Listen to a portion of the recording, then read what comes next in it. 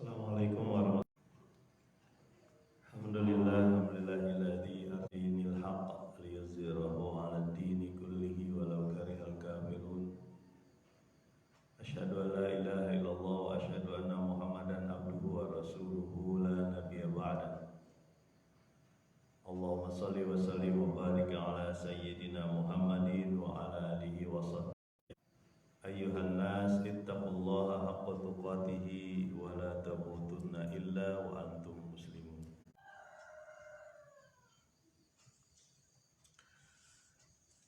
Alhamdulillahirabbil alamin. Jamaah kampung takwa asna rahimakumullah dan teman-teman yang mendengarkan siaran ini, mari kita lanjutkan lagi masih di surat Al-Ankabut. Kemarin kita sudah sampaikan di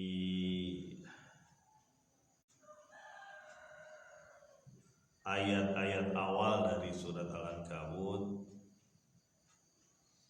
Yang pertama-tama adalah bahwa manusia tidak dibiarkan begitu saja mengatakan dia beriman, tapi dia tidak ada ujian buat dia, bukan keimanan. Karena keimanan menghendaki ujian. Kemudian ayat selanjutnya juga menyebut orang-orang yang terdahulu pun mendapat ujian yang sama, sehingga kaum muslimin atau kaum yang tidak menghendaki keimanan mengetahui apa hasil akhirnya dari orang-orang yang mau beriman atau yang tidak. Sementara bagi orang-orang beriman yang menghendaki pertemuan dengan Allah Subhanahu wa taala, pasti akan mendapatkannya. Kemudian ayat-ayat selanjutnya juga menyatakan bahwa barang siapa yang berjuang, berjihad di jalan Allah, itu sebenarnya untuk dirinya sendiri, untuk meningkatkan kapasitas dia sebagai manusia hamba. Jadi manakala seseorang berjuang di jalan Allah, itu pada dasarnya adalah untuk dirinya sendiri, bukan untuk Allah. Kemudian diingatkan lagi bahwa orang-orang yang beriman dan beramal soleh akan dihapuskan kesalahan mereka. Kemudian diberi ganjaran kebaikan terhadap apa yang telah mereka lakukan. Jamaah kampung takwa Asten rahimahullah, kampung Aspak dan kampung Gunung Betik Wetan, serta siapa saja teman-teman yang mendengar atau melihat siaran ini, baik di dunia nyata ataupun di dunia maya ya. Mari kita lanjutkan di ayat yang ke-8. Ayat ke-8 surat Al-Ankabut. Ayat yang ke-8. Bismillahirrahmanirrahim. Wa wassaynal insana biwalidayhi husna wa in jahadaka litusyrika bi ma laysa laka bihi ilm fala tuti'ahuma ilayya marji'ukum fa unabbi'ukum bima kuntum ta'malun. Dan kami sudah wasiatkan kepada manusia ya, agar berbuat baik terhadap orang tuanya. Jika mereka sungguh-sungguh ya, mengajak ataupun menyuruh kalian ke arah untuk musyrik terhadap Allah ya. Syirik terhadapku ya, kata Allah. apa yang tidak ada bagi engkau ilmunya, maka janganlah engkau menaati mereka. Kepadakulah, kata Allah, kepadakulah kalian semua kembali, lalu akan kami kabarkan kepada kalian apa yang sudah kalian lakukan. Nah, ini fitnah, salah satu fitnah atau ujian. Seperti yang disampaikan di awal-awal surat ini, bahwa apakah manusia mengira akan dibiarkan begitu saja mengatakan, kabar Kang Riri sehat, dibiarkan mengatakan bahwa mereka beriman tapi tidak diuji? Enggak, tetap ada ujian. Salah satu ujiannya ini ujian dari orang tua.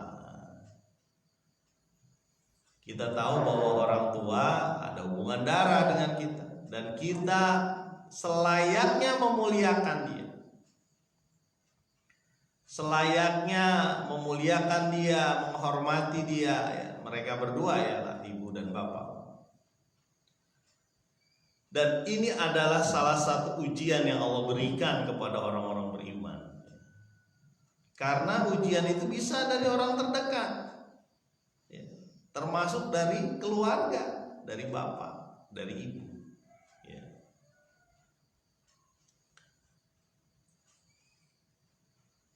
Saya ceritakan sedikit ya, dulu waktu tahun 90-an ya, 93, 94, itu sedikit orang yang pakai jilbab ke sekolah itu. Pada saat itu bahkan sebagian guru agamanya aja nggak pakai jilbab, pakai apa? Cetok ini, nutupin rambut aja, lehernya kelihatan juga. Itu perjuangannya luar biasa itu. Ya, para muslimah itu memperjuangkan bahwa kami ke sekolah, kami sudah balik, kami juga harus pakai jilbab. Sampai demo dan sebagainya. Ya.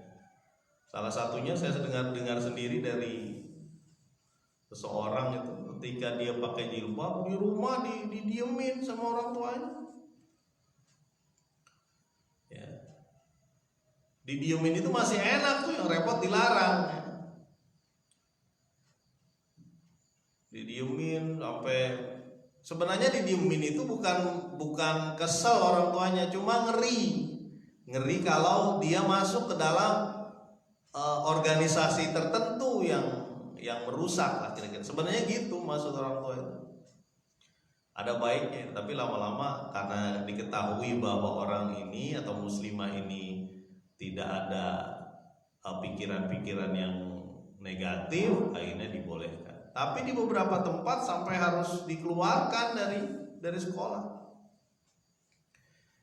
Untuk memperjuangkan jilbab itu, sampai keluar SKB, namanya surat keputusan bersama 3 menteri kalau nggak salah, Depdagri, Depdikbud waktu itu sama Departemen Agama. Akhirnya keluarlah seragam sekolah di Indonesia ya, seragam sekolah yang memakai ciri khas keagamaan, dan itu dibolehkan di sekolah-sekolah umum. Ya, selamat datang Sukma. Jadi ujian-ujian itu tetap ada, bahkan terutama dari orang tua ini pada saat itu ya. Jadi Indonesia itu sekarang alhamdulillah sudah merata lah orang-orang yang pakai jilbab. Dan setelah jilbab dibolehkan di sekolah, itu mulai orang-orang jadi sadar gitu. Oh iya ya, jilbab itu adalah pakaian bagi muslimah menutup aurat di sholat atau di luar sholat gitu. Jadi mulailah banyak ya, alhamdulillah. Dan biasanya itu yang paling berat itu dengan orang tua, itu masalahnya ya. Sama dengan orang yang masuk agama ini, masuk Islam. Ujiannya adalah dari orang tua. Oke, kita lanjutkan. Jadi Allah Subhanahu wa taala ini sudah mewasiatkan kepada manusia untuk biwalidayhi husna, kita berbuat baik dengan orang tua kita, ya, memuliakan dia, mendoakan dia, ya. Tetapi dari ayat ini ada potongan ayat selanjutnya yang membuat rambu ataupun larangan, ya. Kayak rambu-rambu lalu lintas adalah dilarang parkir, dilarang belok ke sini, dilarang masuk dan sebagainya. Nah, ini ada rambu nih. Seorang yang beriman harus tahu rambu ini. Karena apa? Karena ini ada hubungannya dengan Allah Subhanahu wa taala. Dan seorang yang beriman punya satu saja ikatan, yaitu ikatan dengan Allah. Dan itu mengalahkan ikatan-ikatan darah, ikatan suku, ikatan nasab, ya, ikatan besan sekalipun, itu dikalahkan oleh ikatan Allah. Ya. Nah, potongan ayat selanjutnya di ayat ini adalah wa in jahadaka litusyrika bima laisa laka bihi ilm fala tuti'huma. Kalau mereka jahadaka itu berusaha, itu maksudnya jahada itu maksudnya berusaha. Kalau kita disebutkan sebelumnya siapa yang berjihad di jalan Allah, berjuang di jalan Allah, ya, itu adalah untuk dirinya sendiri. Itu jadi jahada. Sama nih, kayak ini kasusnya kalau orang tua, ya, menginginkan Anda dengan kuat untuk musyrik, menyekutukan Allah, menduakan Allah, maka jangan pernah diterima atau tolaklah dia. Jangan pernah diterima. Kawan, sini. Kawan lagi. Anakku sini, kamu kan lagi usaha nih ya. Coba deh, saya ada orang pinter tuh, bapak punya orang pinter di sini. Kata orang-orang kalau masuk ke orang pinter ini, usahanya jadi lancar. Ya, ayo gitu bapak, maaf pak, mohon maaf sekali. Gitu kita harus bilang begitu. Itu musyrik, berarti menyekutukan Allah. Doa langsung sama Allah, minta sama Allah. Ya, soalnya memang orang-orang pinter yang minter ini, ya, dukun kalau bahasa kita itu, kahin, ya, banyak caranya dia itu. Pertama datang ditakut-takutin. Wah, Bu, mohon maaf ya, datang ke sini sih memang hasilnya bisa kelihatan lah orang-orang kayak gitu. Kalau enggak ke sini repot tuh. Makanya yang pertama itu ditakut-takutin tuh, wah rusak nanti Bu ininya, kesehatan ibu mungkin sulit dan sebagainya. Apalagi kan di pasar itu banyak persaingan, ibu harus selamatin diri lah, bersaing lah gitu kan. Kalau udah mulai begini, dukun itu nambah lagi. Ini kenapa saya ngomong kayak gini? Ada kawan saya Pak Armansal tuh, orang Sulawesi, kemarin datang ke sini. Dan dia menceritakan banyak sekali pola-pola dukun, ya. Sampai itu tadi tuh cara-caranya. Ketika udah mulai terjerat, udah mulai percaya nih orang, datang lagi dia. Ini harus ada maharnya, kira-kira begitu. Kalau nggak ada mahar, berat, terus-terusan. Ya kan, ketika seorang beriman diajak orang, apalagi orang tuanya, untuk datang ke tempat kemusyrikan atau menduakan Allah, tolak dia. Fala tuti'huma, jangan ikutin. Ya. Jadi la ta'ati lil makhluk fi maksiatil khaliq. Jangan pernah taat kepada makhluk siapapun itu untuk maksiat kepada khaliq, pada Allah. Walaupun suami, iya sama, atau istri. Bang, kita kehidupan begini-begini aja bang, korupsi dikit dong, wah ini berat. Ya. Ataupun curang-curang dikit lah bang, kita untuk mengangkat, kita lama-lama repot juga, nggak punya terus nih bang. Nah, jangan diikuti. Tapi jangan marah-marah juga ketika dia ngomong gitu, ya sayang, dikasih tahu, wahai istriku, ini ujian. ujian dari Allah. Nabi aja pengen itu dibangkitkan nanti bersama orang-orang yang duafa, yang miskin. Karena apa? Orang-orang yang duafa itu sedikit nanti tulisannya itu, pertanggungjawaban tulisannya itu sedikit. Beda dengan orang yang benghar, yang kaya. Tapi bukan berarti nggak boleh kaya pun boleh. Banyak kesempatan ketika kita kaya. Tapi jangan menunggu datang ke masjid kalau sudah kaya. Jangan. Kalau kita nyampe di kekayaan, kalau enggak lewat kita. Ya, pulang dari pasar atau pulang dari tempat kerjaan, kesenggol sepeda, jatuh, meninggal gitu, belum jadi kaya, belum datang ke masjid. Bahaya itu. Ya. Jamaah kaum taqwa rahimakumullah. Nah, ayat ini ya di hadis riwayat Muslim dan Tirmizi ini berkaitan dengan, atau asbabun nuzulnya adalah berkaitan dengan seseorang yang bernama Sa'ad bin Abi Waqqas. Saat ini masuk Islam. Ya.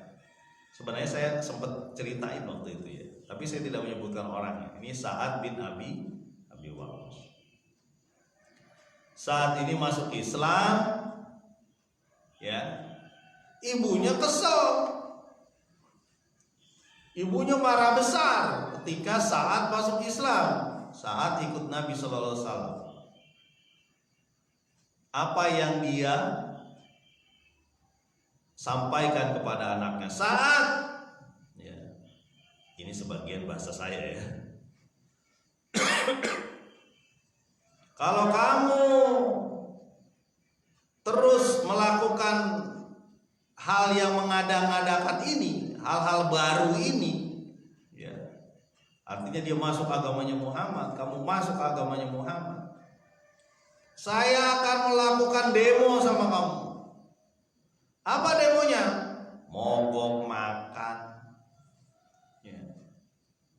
Saya akan tidak makan sampai kamu kembali lagi ke agama kita, nenek moyang kita. Agamanya Abdul Muthalib, agamanya kakek-kakek kita. Ya. Agama kemusyrikan berarti itu ya. Saya akan mogok makan sampai mati,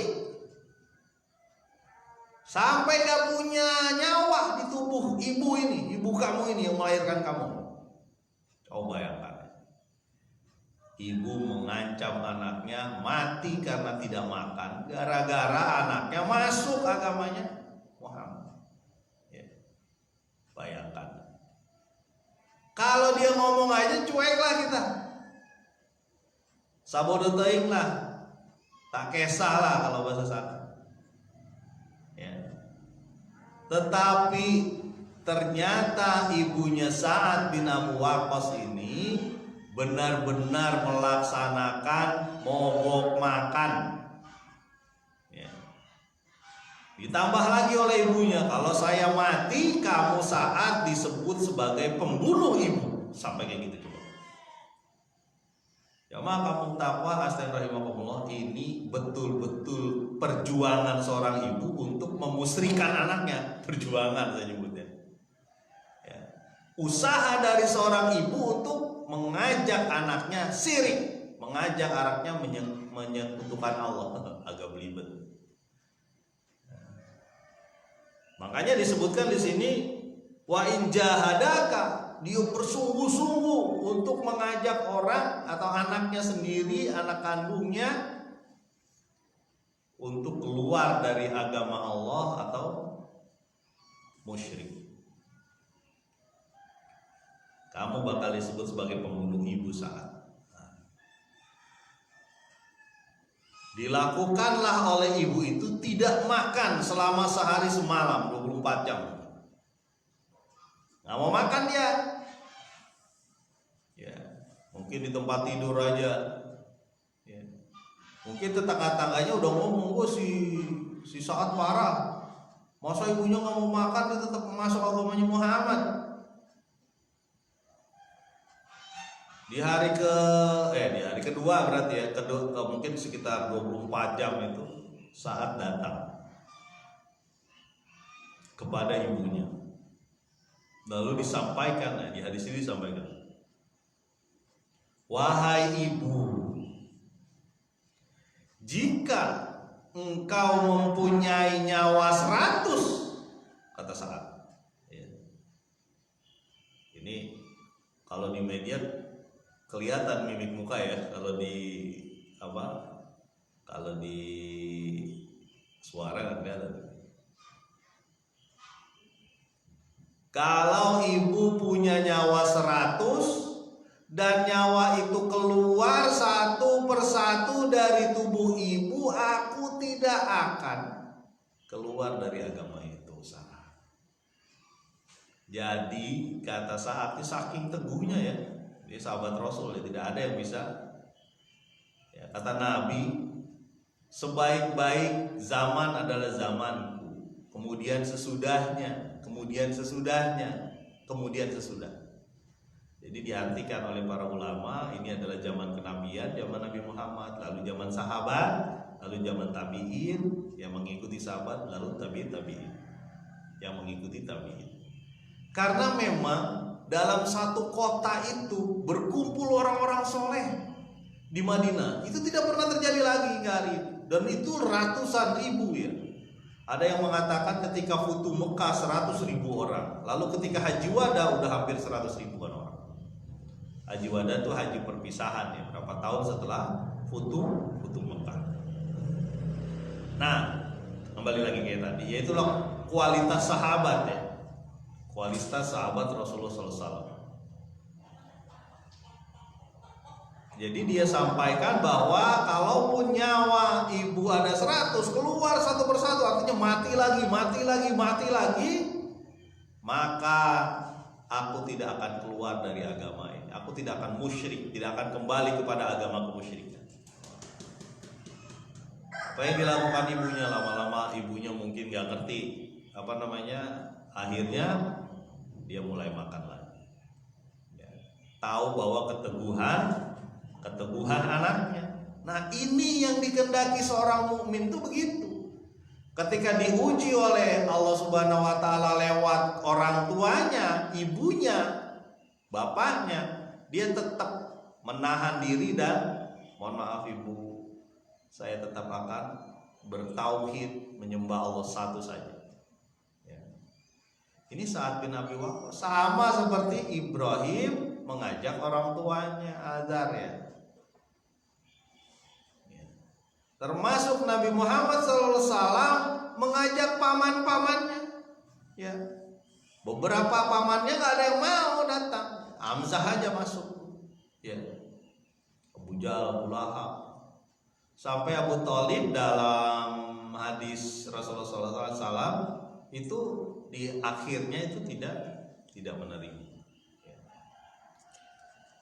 Kembali lagi jamaah kaum taqwa astagfirullahaladzim ya, ilayya marji'ukum, kepadakulah semua engkau akan kembali, baik ibunya, baik bapaknya, baik anaknya, baik orang-orang yang menyiksa kaum mukmin, itu semua akan kembali kepada Allah.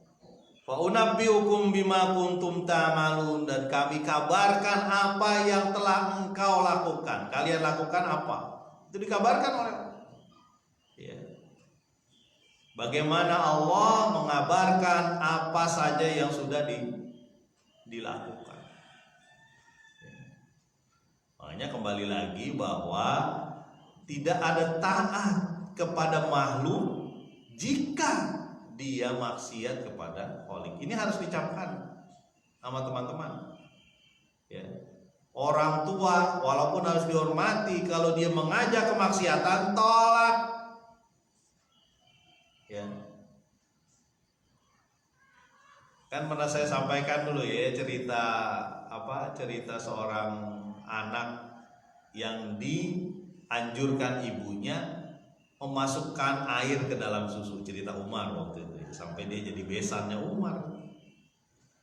Disuruh sama ibunya. Orang-orang juga nyampur air ke susu. Itu.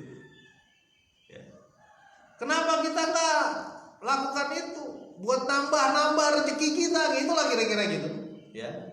Tapi apa kata anak gadis ini? Iya, disampaikan sebelumnya. Kan Khalifah Umar melarang kita berbuat curang, Bu. Aduh, Khalifah Umar tuh nggak ngelihat kita. Bagaimana dia bisa ngelihat kita, dia di istana? Ibaratnya lah, walaupun Umar nggak punya istana di sana, padahal dia tahu, dia tidak mengetahui bahwa Umar sedang sempat mendengar pembicaraan. Anak gadisnya ngomong apa? Iya, Khalifah Umar nggak ngelihat kita, Pak, Bu. Tapi Tuhannya Khalifah Umar melihat kita, Allah melihat kita. Ya. Wa huwa ma'akum aina ma kuntum. Dan dia bersama engkau dimanapun engkau berada. Wah, akhirnya tidak jadi ya gitu. Wah, Umar bilang, wah ini anak gadis ini cocok jadi mantu ini. Takut betul sama Allah. Nah itu kriteria mantu itu begitu tuh. Cari yang takut sama Allah. Kalau nggak ketemu gimana? Ya paling tidak dia sholat, ya. Tidak mabuk, ya. Tidak narkoba, udah cukup lah. Akhlak insya Allah pelan-pelan lah Ada lagi, ini satu kisah sedikit mengenai orang ya, raja yang menguji rakyatnya. Kata raja ini pengen tapi ini si dongeng ya, saya belum mengetahui kesohihan dari benar atau tidak ya dongeng ini ya. Saya nyebutnya dongeng aja lah biar gampang. Kata raja untuk menguji rakyatnya nih, apakah rakyatnya ini jujur atau rakyatnya ini memang pembohong ya. Wahai raja, ini wahai rakyat, ini peraturan dariku ya. Malam tertentu, misalnya malam Kamis atau malam Minggu ya. Ada Kang Ari ya. Mudah-mudahan dukanya akan diganti Allah menjadi sukacita dan keberkahan. Anggaplah kita malam ya. Malam hari ya akan ada gentong besar di depan kerajaan dan tidak ada lampu di situ. Pokoknya setiap rakyat, kepala keluarga misalnya ya, itu datang ke situ membawa sesendok madu. Ya. Bawalah sesendok madu. Pokoknya sesendok aja, nggak usah banyak-banyak. Ya. Wah, sampailah berita itu ke rakyat.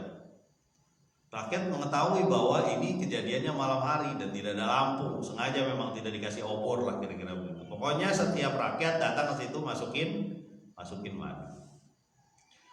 Pada malam Minggu itu pada datang sesendok gitu.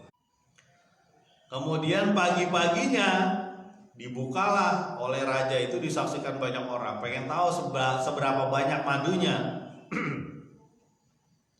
Madunya banyak nih ya kan, karena ribuan orang mungkin masukin sesendok kan banyak juga ya. Pasti buka, apa isinya? Air semua. Isi gentong itu air semua, nggak ada madu.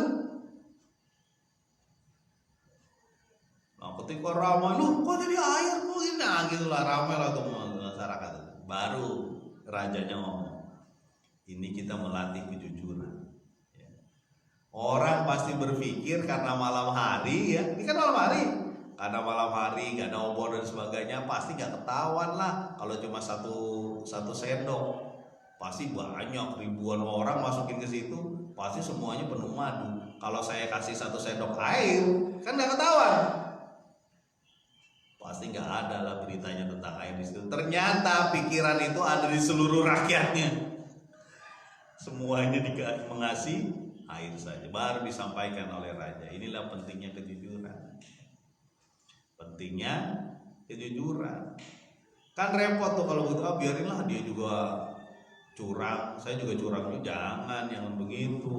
Kan nanti pertanggungjawaban satu-satu, sendiri-sendiri gitu. Ya. La yanfa'u malu wala banun, enggak ada manfaat pada saat itu harta, termasuk apa? Termasuk anak buah, anak dan sebagainya, hubungan wa ummihi wa abi wa sahibatihi wa bani, enggak ada hubungan lagi. Bapaknya, ibunya, sahabatnya, anak-anaknya, mungkin istrinya, pasangannya, semua tidak ada hubungannya. Kita yang bertanggung jawab langsung sendirian.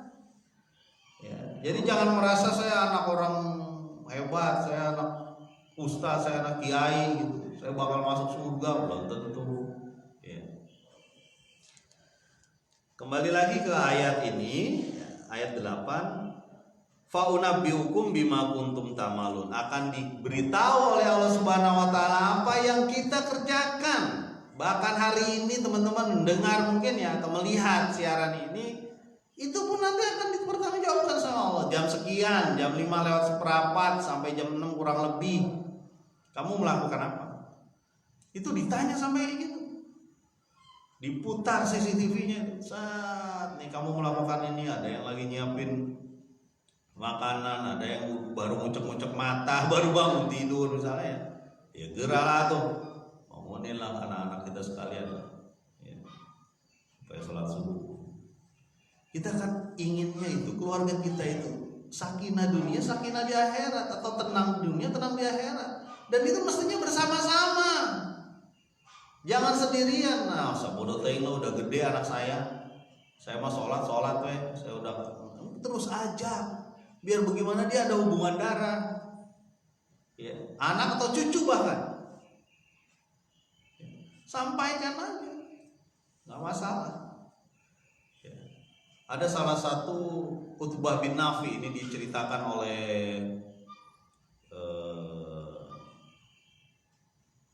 salah satu habib ya dari Bali.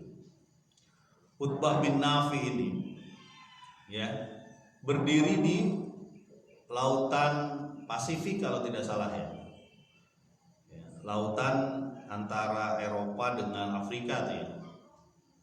Utbah bin Nafi bilang begini, ya Allah, kalau aku tahu ya di seberang lautan ini ada pulau, di seberang lautan ini ada manusia, ada makhluk Allah yang tidak mengenalmu, kata Utbah, yang tidak mengenalmu, ada makhluk Allah yang tidak mengenalmu, saya akan seberangi lautan ini, saya akan sampaikan supaya mereka mengenalmu.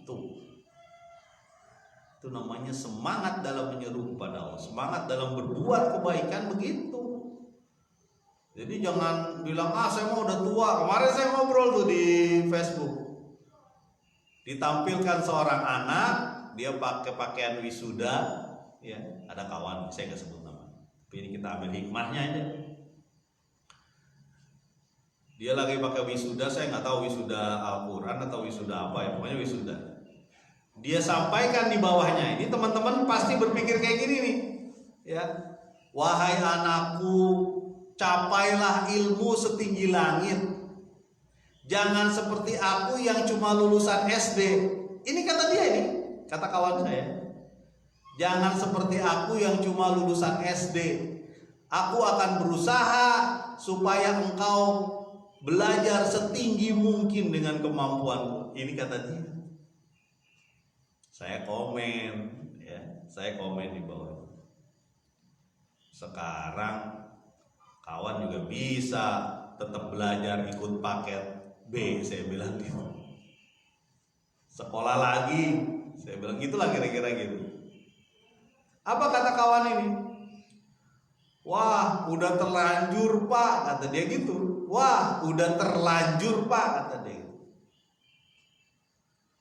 Kawan saya mungkin seukuran saya, orang 40 tahunan ke atas, 40 tahun lari lah. Saya komen lagi di bawahnya. Kawan, saya punya murid kakek-kakek masih sekolah paket A di rumah saya. Saya bilang gitu. Kakek-kakek masih sekolah di paket A di rumah saya. Coba bayangkan, itu kan sebenarnya alasan dari seseorang untuk tidak mau berusaha lebih. Itu dia masalahnya. Saya punya murid kakek-kakek Ya, matanya aja agak lamur, agak susah untuk melihat. Makanya dia kalau nulis dia keluar. Sebentar lagi mau ujian pakai saya. Dia seorang ini tukang sampah, maaf saya sebutkan ya, tukang sampah di salah satu sekolah. Mau sekolah? Ya. Ini kadang-kadang kita ngukur diri terlalu lemah. Saya mau udah tua Pak, nggak mungkin kan, kata orang belajar di waktu kecil ibarat mengukir di atas air, belajar di waktu tua besar ibarat belajar ada lagunya tuh ya, lagu Qasidah atau lagu apa ya, itu bagus juga sih ceritanya. Maksudnya semangat supaya belajar di waktu kecil bagai mengukir di atas batu. Saya agak falas sedikit suaranya. Belajar di waktu besar bagai mengukir di atas air. Nggak bisa keukir berarti. Bukan, itu semangat saja supaya waktu kecil belajar semangat. Tapi ketika besar bisa nggak belajar? Bisa. Kenapa enggak? Ya, manusia masih diberi otak. Manusia masih diberi nafsu. Ya. Saya masih ingat salah satu ceramah itu tentang seseorang yang ada di Afrika, ya. Dia mungkin saya nggak tahu 15 tahun atau berapa, ya, anak gadis itu menikah dengan usia di atas 100 tahun. Seorang kakek, ya, muslim. Ketika ditanya kepada ulama tersebut, itu gimana sih Islam memang begitu ngajarinnya gitu?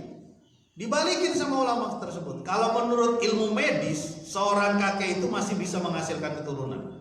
Menurut ilmu medis ya, beda dengan wanita.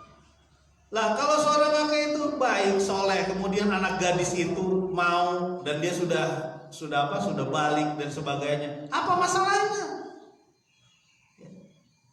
Tidak ada masalah. Walaupun memang perlu disiapkan persiapan dia menikah dan sebagainya. Kan nggak ada masalah sebenarnya, boleh. Ya. Cuma masalahnya di Indonesia ketika menikah masih gadis itu belum siap. Gadisnya itu gadis kecil banget ya. Jangan nanya kayak gini, kenapa? Karena saya punya murid. Dan murid itu ada yang menikah usia 13-14 tahun. Mungkin sebagian warga juga ada juga ya.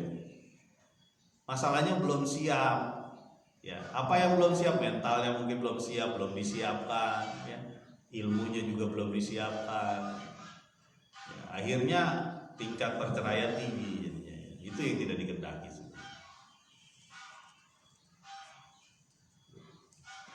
Jadi kayaknya satu ayat dulu ya, mudah-mudahan kita ingat kembali bahwa salah satu ujian ini adalah ujian dari keluarga. Ujian keimanan itu salah satunya dari keluarga. Dia bisa menghancurkan kita. Salah satu perdana menteri, tadi saya tidak sebutkan namanya, perdana menteri di salah satu negara Asia itu jatuh gara-gara istrinya glamor. Ya, kemana-mana kok tasnya bagus-bagus, gelangnya ada, istrinya yang glamor. Ya. Istrinya mungkin yang meminta kepada suaminya supaya kalau disebut perdana menteri berarti bukan Indonesia ya. Nah, perdana menteri di Indonesia dulu waktu zaman Muhammad Nasir ada. Ya, dulu Indonesia di tahun 1950 kalau nggak salah ya, NKRI itu mosi integral Nasir supaya diingatkan kepada seluruh warga, termasuk dia melobi mana-mana itu supaya diingatkan bahwa kita itu negara kesatuan. Negara Indonesia jangan dipecah-pecah, negara Jawa, negara Kalimantan, negara Pasundan, negara Sulawesi, negara Papua, bukan. Kita negara Indonesia. Itu di mosi integral itu Nasir. Nah, kita harus tahu sedikit lah mengenai, dan dia salah satu ulama dan negarawannya dari Masudi. Jadi mudah-mudahan bermanfaat. Kita ingat lagi bahwa jangan sampai keluarga kita malah menyuruh kita berbuat musyrik, berbuat maksiat, ya. Dan kita harus menolak, bagian dari keimanan. Mudah-mudahan bermanfaat. Subhanakallahumma wa bihamdika Asyhadu alla ilaha illa anta astaghfiruka wa atubu ilaik. Assalamualaikum warahmatullahi wabarakatuh.